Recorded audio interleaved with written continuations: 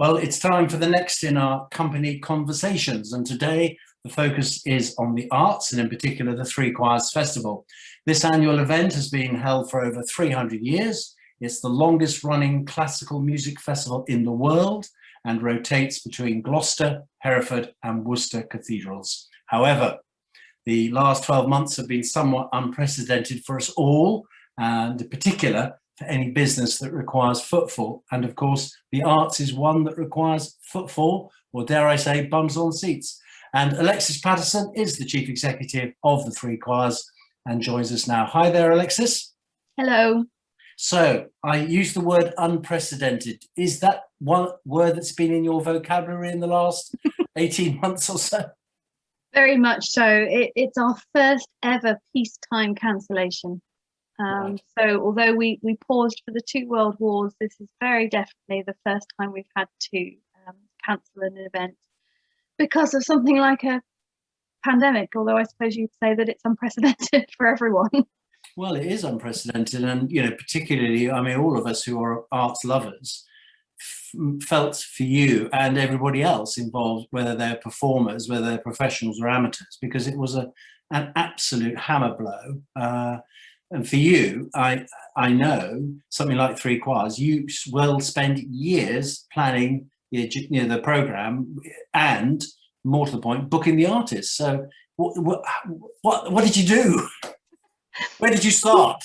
Well, I mean, I think like many people, when we first heard about coronavirus, January, February, I don't think any of us really imagined it would go on as long as it has. So we agonized for a little while about whether we should cancel or not. There was a feeling, it seems strange to say now after this year of hindsight, but in March there was a feeling that this might all be over in a couple of months' time, and we carried on planning. But as it became more and more clear that this wasn't going away anytime soon, we did have to cancel. We had some people who'd booked tickets already, and we offered them either refunds or the opportunity to keep their order on reserve so that they could come back when we finally restarted. And we had to contact all of our performers, all of our contractors. So although we're a small team of 10 in Gloucester, when the festival arrives, we really ramp up. So we have hundreds of performers, contractors, people who bring the toilets in, the people who build the marquees. We had to contact various press and all sorts of people, and our bookers, of course, and all of our members. And then we had to talk about what to do when we could restart. And some of you will know that the festival rotates between Gloucester, Hereford and Worcester. And 2020 was due to be a Worcester year. So we talked quite a lot about whether we should repeat again in Worcester this year, which is what we're now doing, or whether we should carry on to Hereford and then to Gloucester, because as Mark said, we do plan very far ahead. So we already had some planning in place for Gloucester in 2023. 2022, as was then, has now become 2023. So yeah, there was quite a lot to think about. There's still quite a lot to think about. You're not out of the woods, are you, even for this year? Because presumably you're waiting for something to happen. Yeah. Absolutely, we are still very dependent on the roadmap. I'm sure you will all have seen the news with these test events that have been going on in Liverpool and at Crucible and at the Carabao Cup final and all of these things.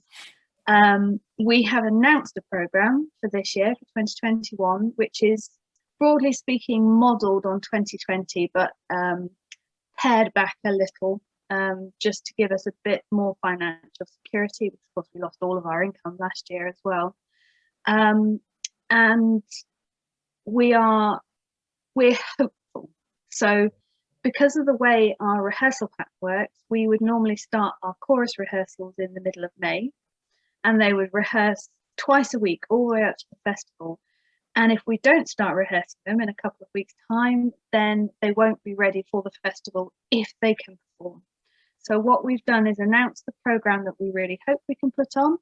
And it's possible that if the roadmap doesn't work out the way everyone is expecting it to, that we might have to substitute some of those events. but we are crossing our fingers and toes. Yeah, I'm sure you are.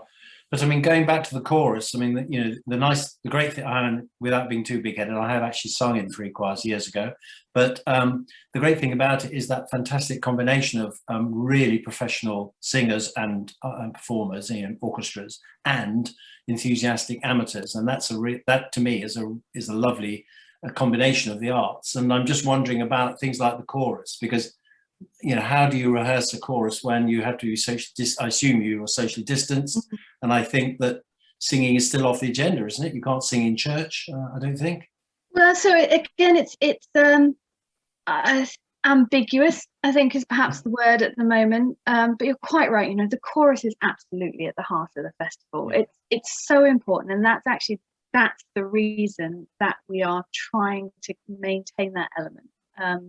I think if we were any other festival, we might be saying, okay, we'll just do some smaller events, but they're so integral to what the festival is that I feel we have a duty almost. You know, they're our beneficiaries. We're a charity. They are some of the people that benefit from what we do, and therefore it's so important to do everything we can to include them.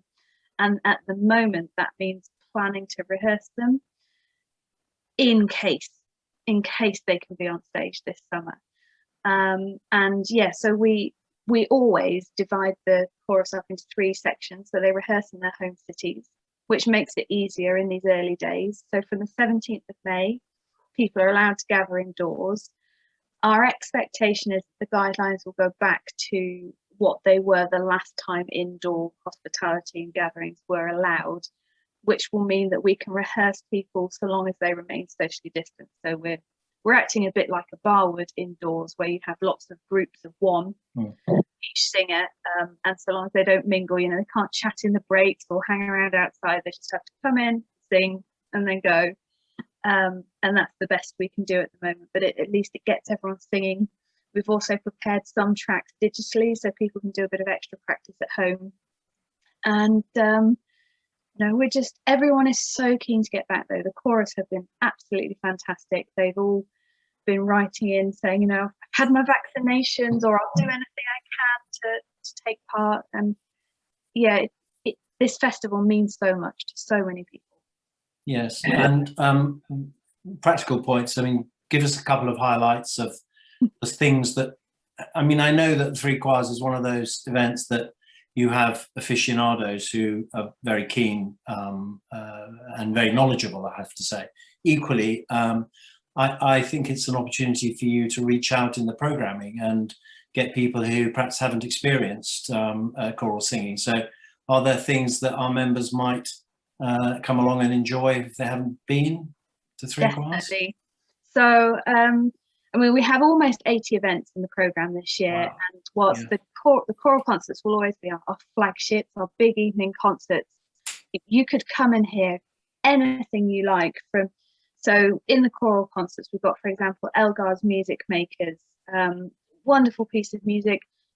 Even if you don't know much classical music at all, you'll probably be familiar with one of the tunes, because that famous Nimrod theme weaves its way through. We've got Belshazzar's Feast, which is this huge bombastic piece of music on the closing night.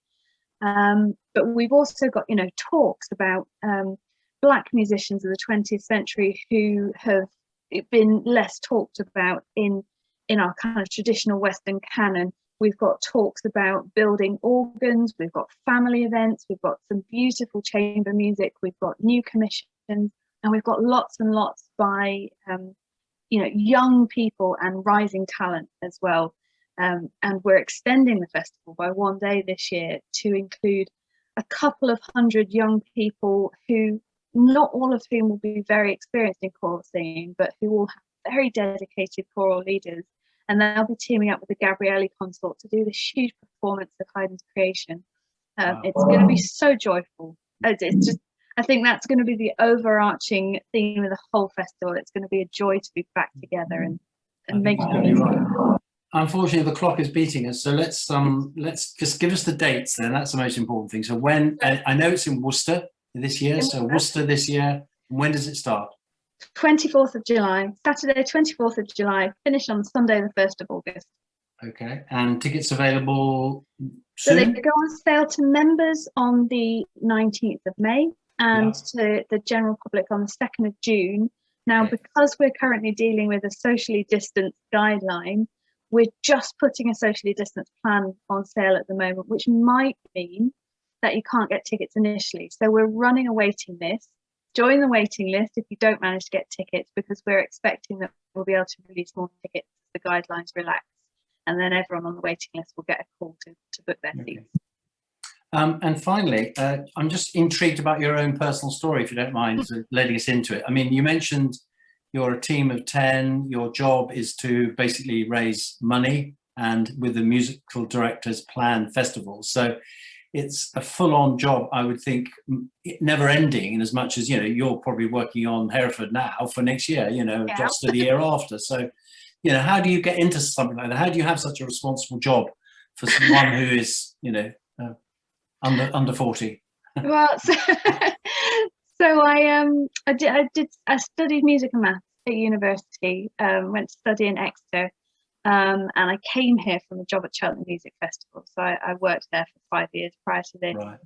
But I don't have a musical background. I don't come from a musical family. It's one of the reasons I really, really believe strongly that everyone should have a chance to experience classical music, because that's what happened to me. I went to see the CBSO on a £5 ticket. Some friends who were from musical families took me along, and I saw Sibelius 5, and it was just, I'd never heard a sound like it. And I sort of walked out of the concert hall floating on air thinking, I want to make that happen. You know, that's what I want to do in my life. And I really, everyone should have a chance to feel that. Wow, good for you. Fantastic. And, you know, I know crystal ball gazing and all the rest of it, and we're still not out of COVID, but how do you, as a professional, how do you assess the future in the arts world? Because I know it's second guessing, but and I know we all want to get back and perform or listen or whatever, but how do you feel that society is gauging the arts and heritage world these days? Well, look, I mean, worrying about the future of the arts is nothing new, but it's certainly true to say that they are challenging times. You know, fundraising is hard. There are complications with touring for lots of artists who go overseas now. You know, the question of what you do with this new digital space is very much at the forefront of everyone's mind. You know, do you just broadcast your concerts, or should it be something more integrated?